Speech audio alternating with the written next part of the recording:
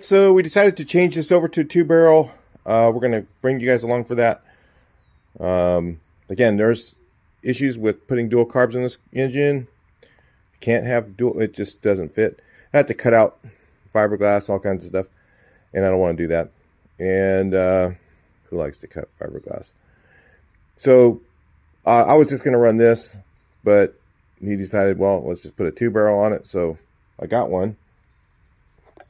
It is a Weber copy. You can get these off of Amazon, or you could just buy the e-gas kit and you spend a little more money and basically get the same thing. But we're going to get an intake manifold from CarCraft a little bit later today. And the first thing we need to do is take the brand new carburetor apart. Bet you didn't know you had to do that. Every time you got to take one of these things apart,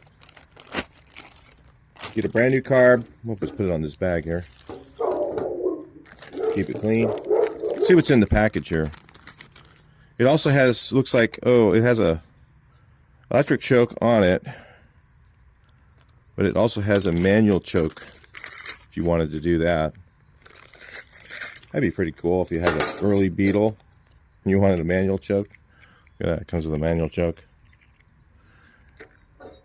And then it's got the thing for the Volkswagen cable. I don't know how that's going to work, because it pulls that way.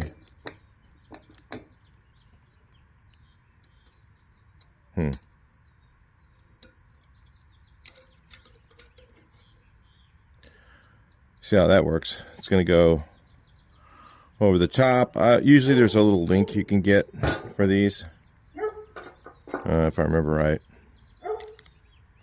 I thought there's a little link you put on the intake manifold. Maybe that's what this is. I'll figure that out. I'm not worried about that right now. The most important thing is to check the jet. We need to check the jets, so we have to open it up to look. On this carburetor, you got to take all these bolts off, and there's a little C-clip right here. So we'll do that real quick. The C-clip is out.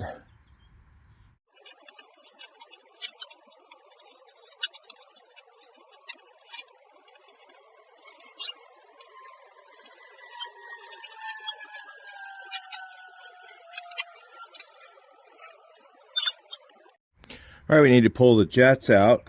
These are the two main jets are down here. These ones here are your, what are those called? Emulsion tubes. Right there and there. I believe this is a power valve on the bottom. Or is this the power valve? No, it's down there on the bottom. I haven't had one of these parts in years. It's been quite a while, but I used to, my daily driver had a Holly Weber, which they call them Holly Webers. A lot of guys go, no, there's such a thing as a Holly Weber.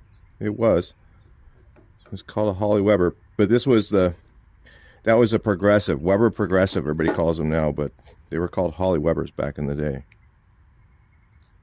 So on the Holly Weber, it's basically the same thing, except one venturi smaller than the other, and each jet would be different from each other. So your primary jet on the Holly Weber would be smaller. Usually I'll run, I think, around a 130 on the primary, and then the secondary might be like a 140. Okay, if I remember right, that's about what it was, roughly. And listen, every car is different. You can't just assume, bolt one of these on. That's why you got to take it apart and look. You cannot just bolt one of these on and just go, oh, okay, I got a 2-barrel now. No, you have to jet it. If you can't jet it, you take it to somebody, have them jet it. So yeah, here's your power valve actuator right here. And these are good carburetors when they're working right. When they don't work right, they're a pain in the ass. Okay, let me just go over a couple things so you know. This is the fuel inlet, okay? This is a vent. This one is a vent. So accelerator pump is on this side, but some versions of it had it look over here, and they've got it all. You have to drill it to do that, but you don't want to do that. Believe me, don't drill it unless you have to move that, because they went on a lot of applications. These went on Pintos, they were on Vegas, they were on oh yeah, I remember the Mercury, what was that called, Capri, it was on that. A whole bunch of cars back in the 70s. I worked on tons of these. The issue with these, one of the issues is this is very hard to reach when it's in the car, because well, what the hell? Well, this one's got two, because oh, that's right, it has two idle, because it's dual circuit.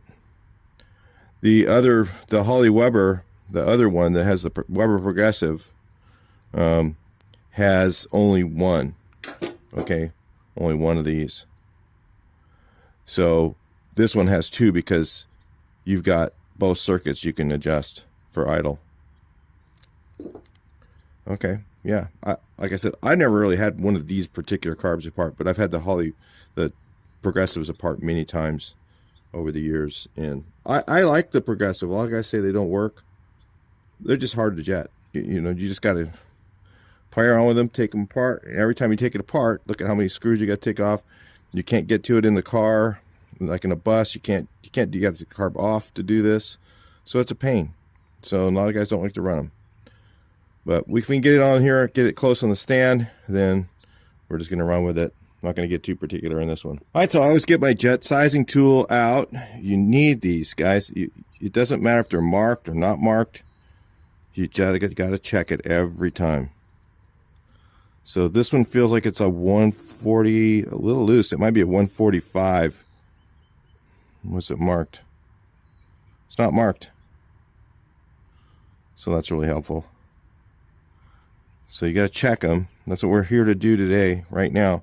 We're here to check these. We're going to check them and make sure what they are before we put it together.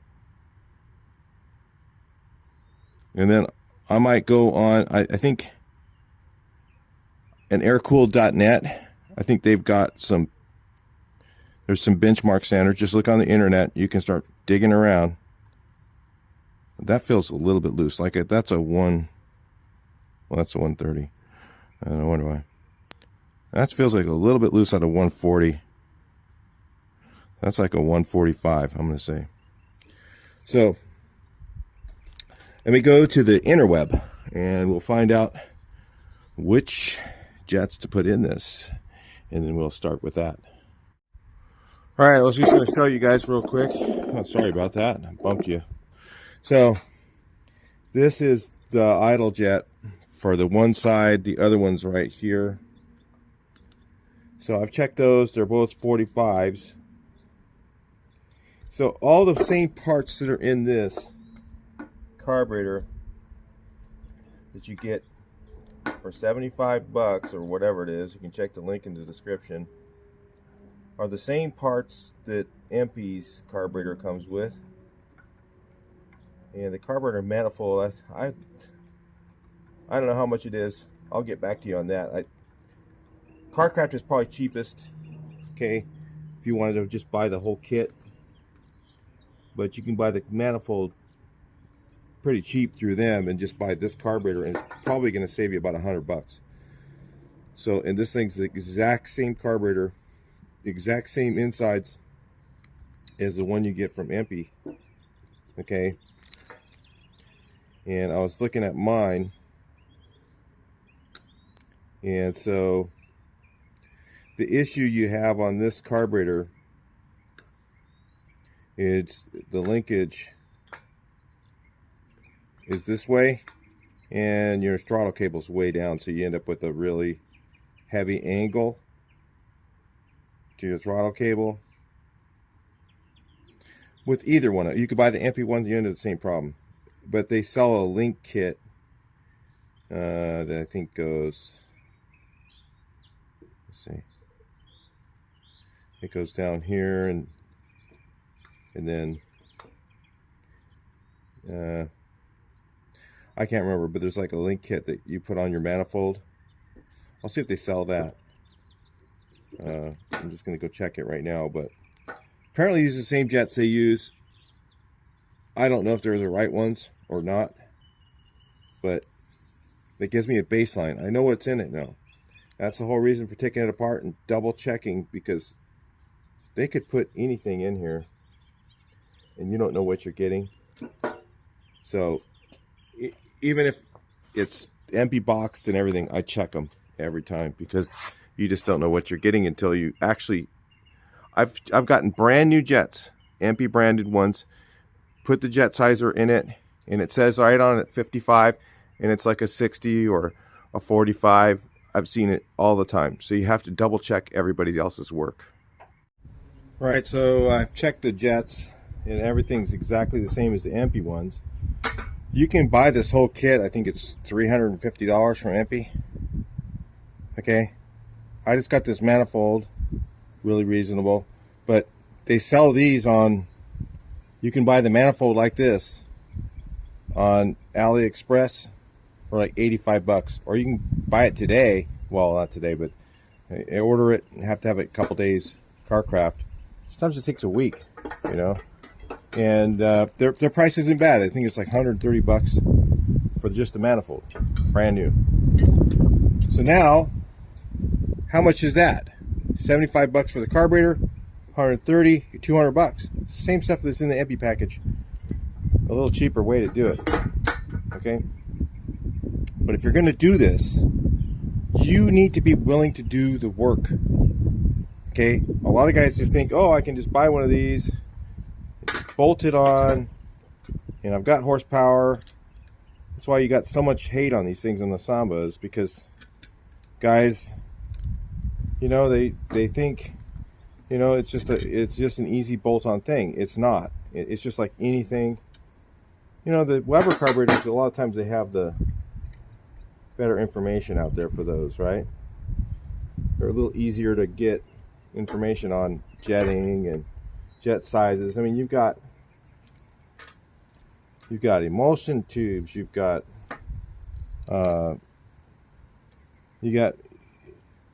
usually I don't mess with that stuff. Usually I just go with the main jet and the what's it called, the idle jet, the ones that are in the sides. Usually I can get it pretty close by just playing with those. But you know, if you really want it right, you know, there's those things. And I don't know all the stuff. I'm not that great of a carburetor jetting guy. I just can get it close enough to make it work pretty damn good. Drive one of my cars and they haul ass with one of these. I mean, it's not going to have as much power as dual carbs. Not going to have it, but it's totally 100% once you get it right. It's like, it just works. You don't have to mess with it. You just get in it, start it right up. Your jets don't clog up like as easily as the other ones do. All that stuff's a little more simple with these once you get them decent. I'm not gonna say perfect. Some guys say, well, they got on the Samba, you know, guy bought one of these E-gas or D-gas or E-gas. This one is, I guess, but it's this one. I guess this is D-gas. I don't know the difference. E-gas, D-gas, progressive. You know, it's just the linkage mostly is the difference. Everything inside the carbs are the same. The jets and all that other stuff, it's all the same. But the progressive has a small primary and a bigger secondary. My old progressive is a 26 primary, 27. The new ones are 32, 36. This one's just a plain 38, 38. The difference is basically this linkage right here is one has a spring-loaded secondary, and then they just jet them different. And the Venturis are smaller. Like this one's just 38, 38. That one's like 32, 36. But they're basically the same. Okay. Manifolds. This happens to be a one for a progressive. Will it work? Yes. All I'm going to do is just port this real quick, port that real quick, match it. I've done the other way. I've taken the one with the big hole and run it with my other one. Now, what you end up with is this little tiny nothingness dead spot, and it's usually it's almost nothing, you know. To me, I don't even really notice it because, and mine's jetted out of it. I can't even tell it's there. And sometimes it's between the primary and secondary when you hit the gas. Well, up, and it gives you a little shit then get thing. Okay, not a big deal. Been running like that for years. I'm used to it. It doesn't bother me. So yeah, is this going to flow as good as the 3838 manifold? Well, probably not, but it'll be good enough. It'll work great. Huge improvement over just a stock carburetor. Guys on the Sama all over there saying all this stuff about these things don't work, and it's just like, man, I don't know.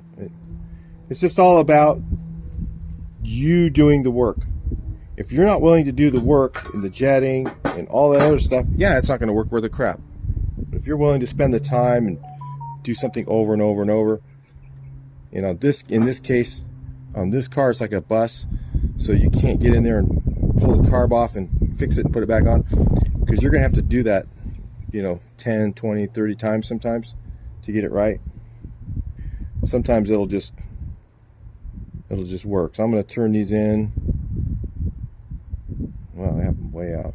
I'm going to go 1,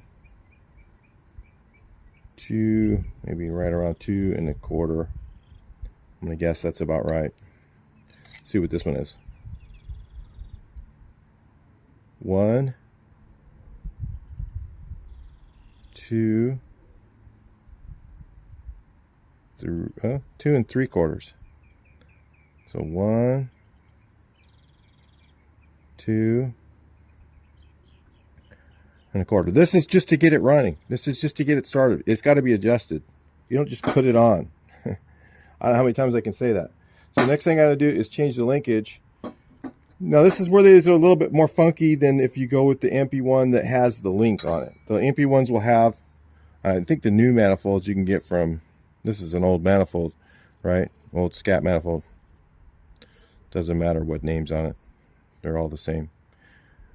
The newer ones have like a little threaded area right here, and you can put a link on here and put the link on, and then you have your linkage down low in a better place. This one's going to be kind of screwed up, so the link is going to go way up like this. Okay, so there's going to be stress on the throttle cable. Show you how to solve that. Carcraft has these. You see the thickness of that cable? That's like a clutch cable. Okay, these are called what are they called? Buggy throttle cables.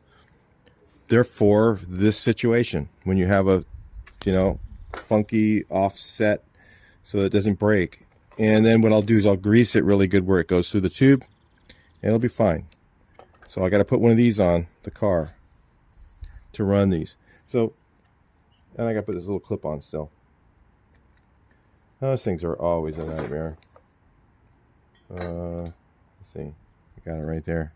Set it on my magnet.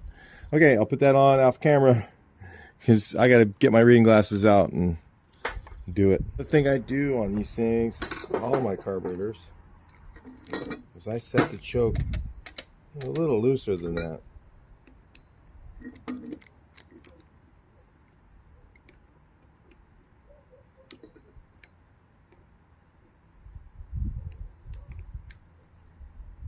Brand new carb, I'll do all this stuff to it. That's why they work.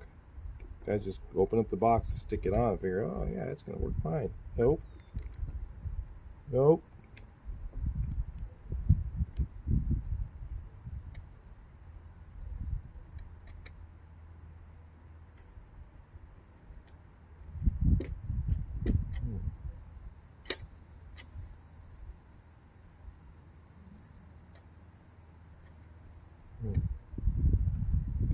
Right there. Don't want it shut tight. Just like that. Okay, so just a hair open. I don't like them shut tight because something gets stuck sometimes. All right, so we're going to do that. We got to change the linkage here. This is what they give you from Empy. I don't know. I don't know what you get from Empy. I don't know. I've never bought one that way, but I've seen ones where they have a link that comes down. And because see this, look, this pulls this way. The progressive pulls this. It's on this one, and it pulls this way. This one pulls this way. So put this guy on here. Your cable is going to go up and go through here and go down, and then it's going to pull it this way. Or you can buy, they have these little adapters at CarCraft. It's just like a little thing, the pin that goes in here, and it has a barrel nut attached to it. I'll show you what it's like. I have one on my bus. They were out of them over there. Okay, so this sucker is how I've got this one. You see how the cable, angle of the cable, it kind of sucks. Just put a lot of grease right there and use a buggy cable. And then they have these little things over at CarCraft. And it just goes in the same thing over there. But they were out of them when I was over there. So I'm going to try the other one. I don't know if it's going to work, but because I don't like to really, I wish it went all the way around and down. It kind of goes to right here. I don't know, but I'll try that one. And see, this one is a progressive manifold with an e-gas or with the same 3838 carburetor on it. And I did the same thing to this, and it works fine.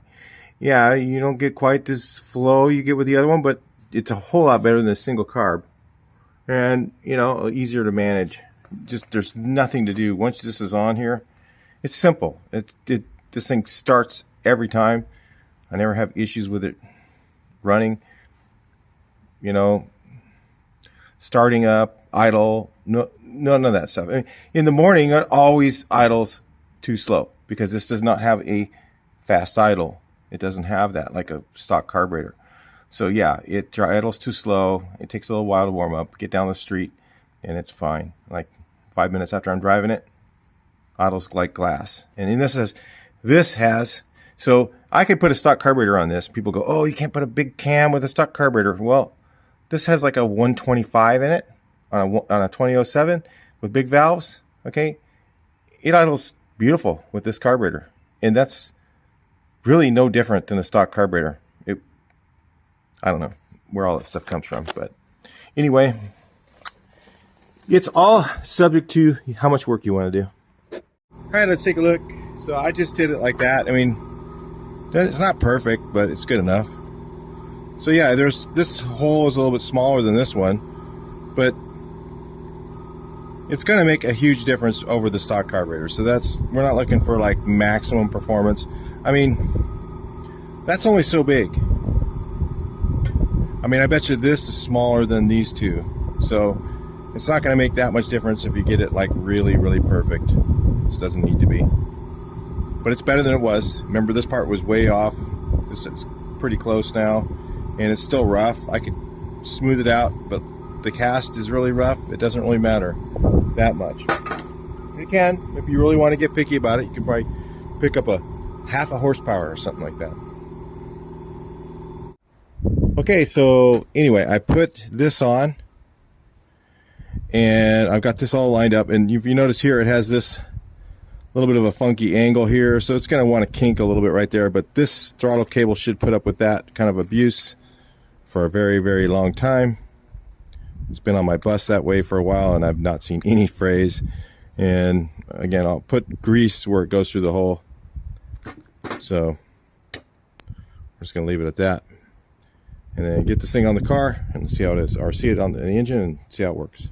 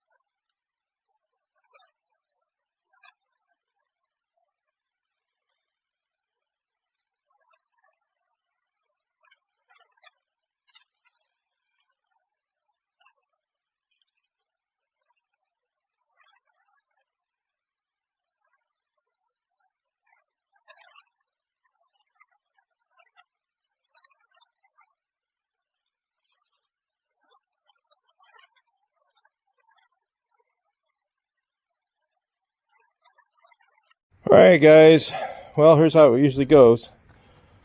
Everything, you know, I should have just ordered a brand new one of these from AliExpress for like 85 bucks. They make the one that has the little fitting on it and everything for e-gas or either carburetor, really cheap. It'll take you a couple weeks to get it, or you can do like I did and you need to add a spacer because the new alternators have little chin diggers here and everything that's conflicting with everything. So you have to add a spacer to these. So yeah, either wait or wait, right? And for the same price that I paid for this used one, I could have bought a brand new one. So don't do what I did. Buy a brand new one, and then you don't have this issue, because the old ones were lower based. I'll show you, the carburetors were a little bit different. They didn't have the accelerator pump over here. They had it in the back. Okay, and there's more space in the back. Okay, so I mean, I could take this off and move it back there, right? But who's going to do that? And then change all the linkage and everything else and all that other stuff.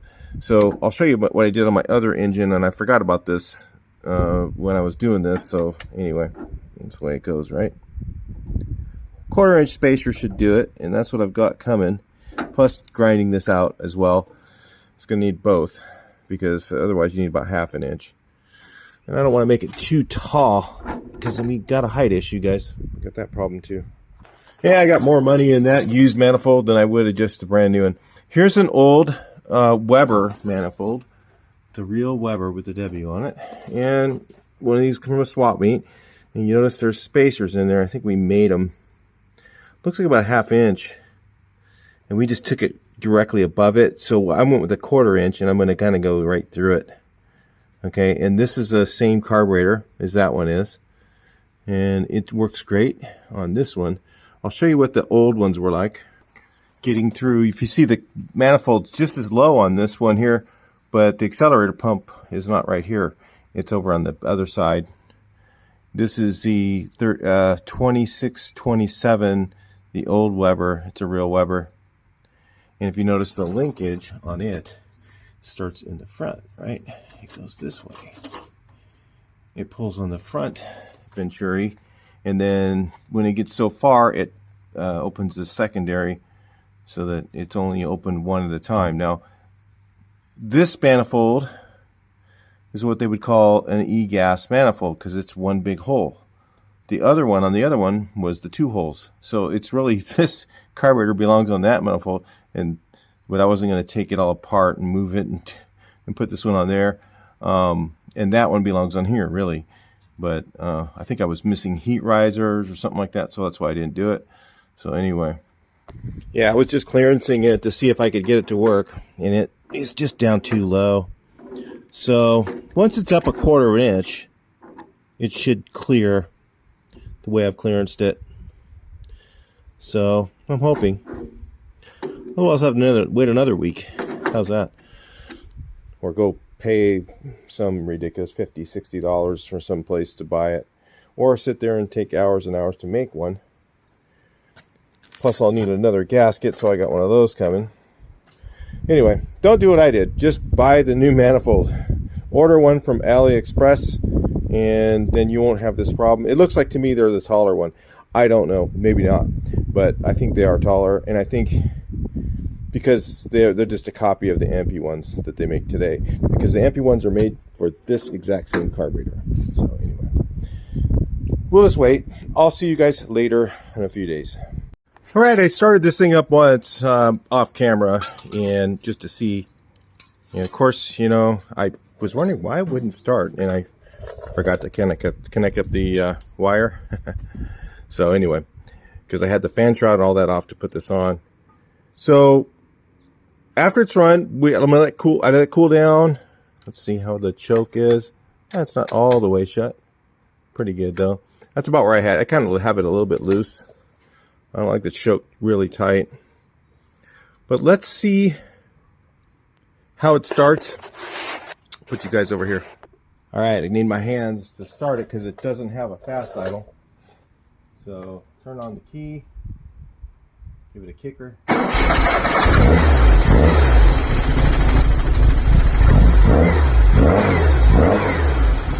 pretty cold, that's not too bad. I have to idle a little bit fast when it's warmed up.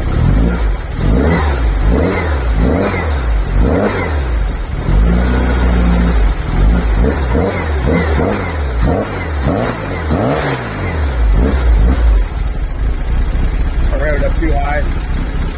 Yeah, it's fires right up. That's good. I mean, it's not completely stone frozen cold. The oil's probably, over 100 degrees. I've got to get I got some stuff. I'm going to put a link on here. So I'm not done with the throttle linkage yet. I'll wait for some stuff to come back. I ordered some and it came 6mm and this is 5, so this is good.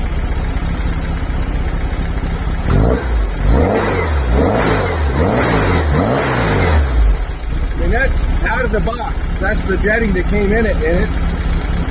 I think I'm just going to leave it there. Because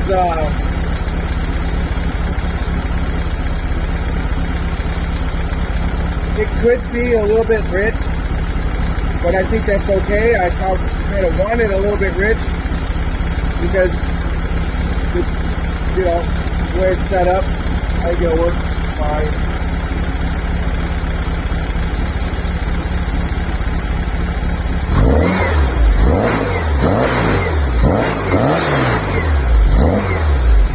Now it tells me it's a little rich. Now watch it drop.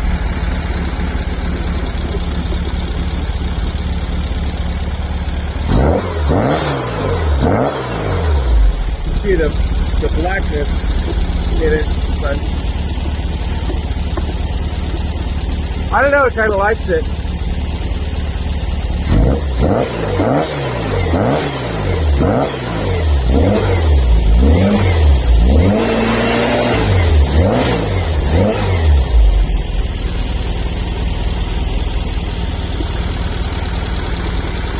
Anyway,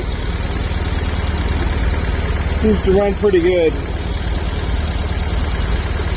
I might just, like I said, I could play around with jetting, but without putting an exhaust on in this thing, I'm not going to go. I need to drive it. And then it's too hard to take the carburetor on and off in the car.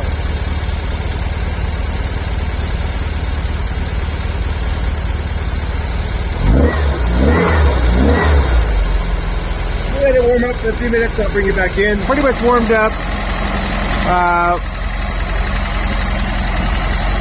Let's check it out.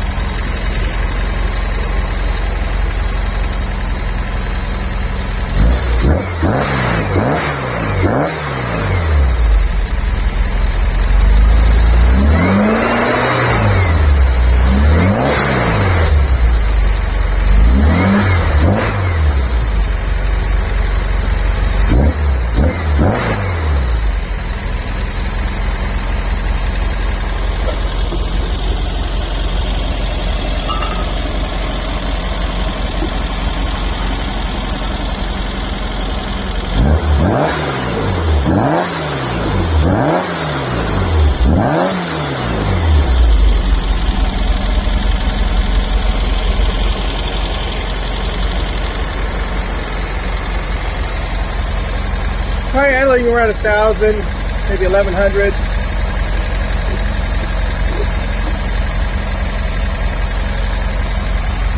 I don't have the track hooked up, so.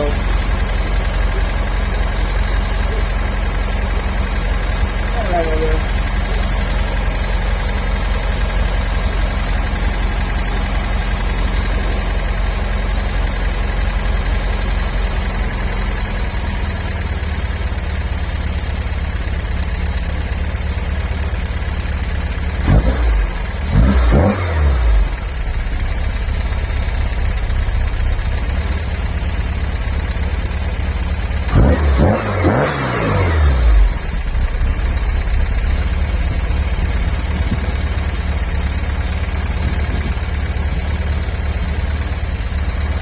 I think the idle jet's just a hair lean, so it likes to stumble when you let off. So I'm going to leave it a little higher idle. I could probably take it apart, fix it and all that, but I don't know if I really have time, and it's running fine, good enough the way it is, like I said, for what we're doing. So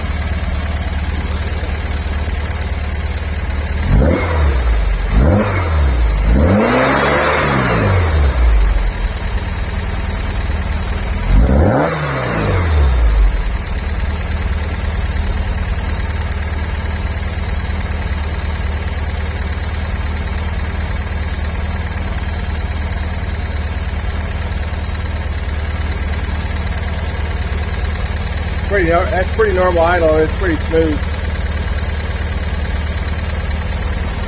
Not bad. So anyway, guys, this is where the jets were right out of the box.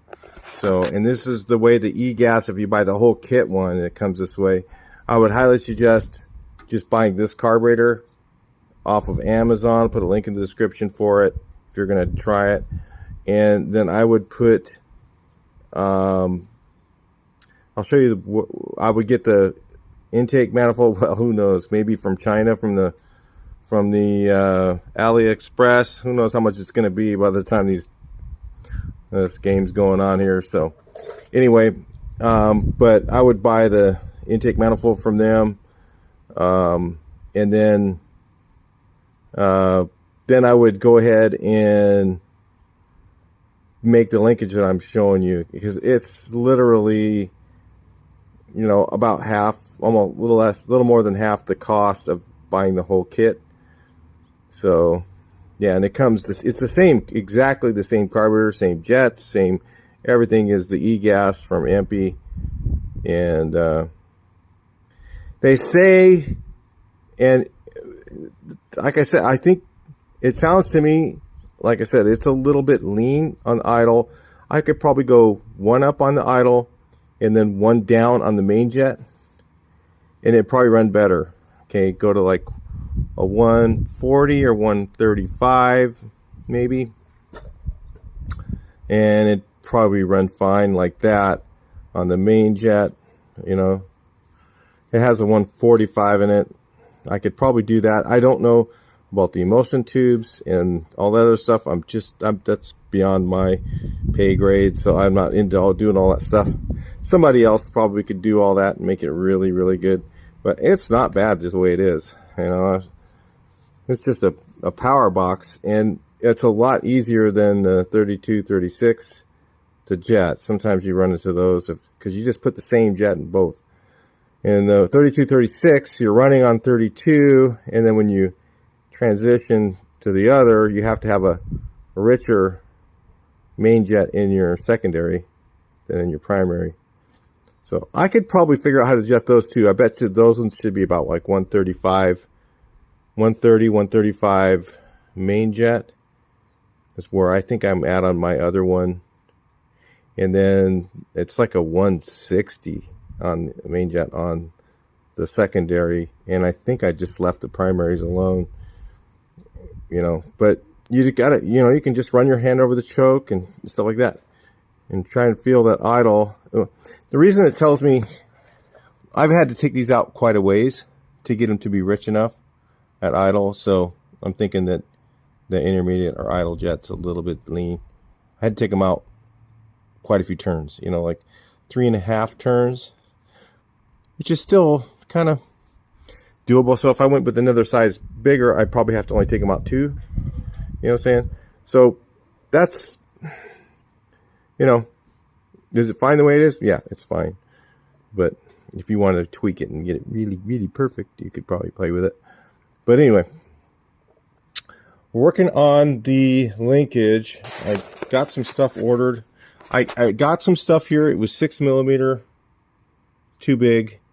And it was just going to, you know, it'd be like sticking all the way out to here or some crazy thing, you know, and I don't want that. So I got 5mm. So it usually will go like in this hole here, the small one here, and then go back to a little link and then the link will pull this way.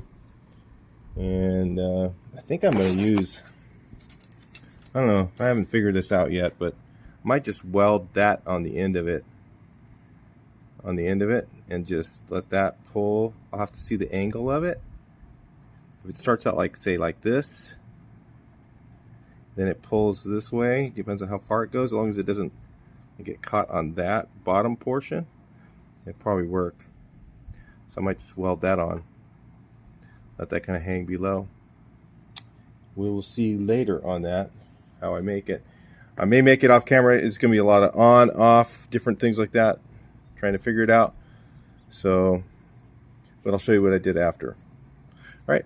So anyway, that's it for this portion. We're going to keep moving. I'll bring you guys back in here in a minute. But that's it for what we're doing right here. And I think it runs pretty good, just right out of the box. Not bad, you know. Would it work on a 1600? I think it'd be kind of fat for that. You'd have to lean it out quite a bit. Maybe on a 1770, or on a, not 1776, on a 1904, 1968. You know, the smaller ones, it probably work fine just the way it is, just right out of the box. Probably work okay. You know, cool, neat carb, and easy, and gives you power. You know, and once you get this, once it's right, it never changes. These things don't plug jets ever. And if you plug an idle jet, well, you still got to take the lid off, right? So it's a pain in the ass to change it. But I never have one plug. I never had one do that. Only not on this carb. I've never had an issue. Once I put them on, I usually I don't do anything to it. Just drive it. And you know, we got your timing already set with this thing. You never touch anything hardly on the engine other than the spark plugs, and that's it. That's what I do. And of course the valves. I check them all, but on this one this is gonna have to be adjusted because we got stock push rods in here. So, you know, if I have the chromoly push rods and I had aluminum case engine, I probably wouldn't have to hardly ever even do that. Just go in there, turn it around, twist them. And think about the twisting method in the Zero is you don't even need your feeler gauge. You just twist it. It's spinning freely and it's not rattling.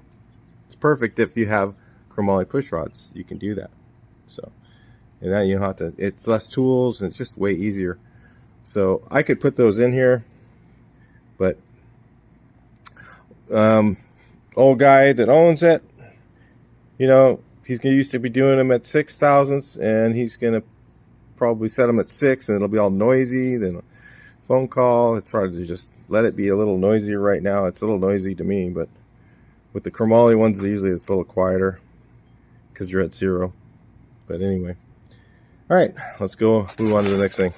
All right, so here's what we ended up with the linkage. I used a piece of angle iron and then cut the shape of the manifold out, and I got one bolt holding that, and it's kind of held against here, so it won't, it's on there.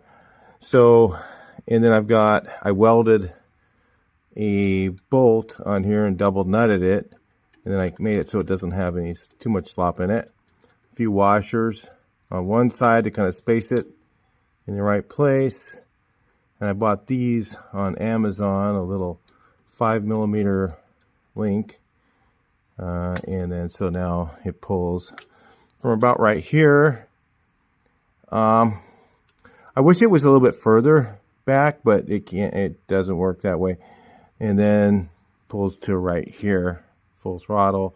So it should work, just marginally, but it should work okay. It could be, if it was back a little bit further, that would have worked better, probably. But that's okay in hindsight. I didn't want to tear it all apart and do it again. We'll see how it works. If it doesn't work properly, then we'll have to redo it. But my other one is just going way up to here and then go down. But for some reason, my manifold's up over further and up a little higher. Okay, the newer manifolds, you could do that because they're taller. They're about an inch taller than this one. And I have it up here, and it just goes down at a sharp angle and through the tube, and it still works fine. with that buggy throttle cable, it ain't gonna break. So yeah, anyway.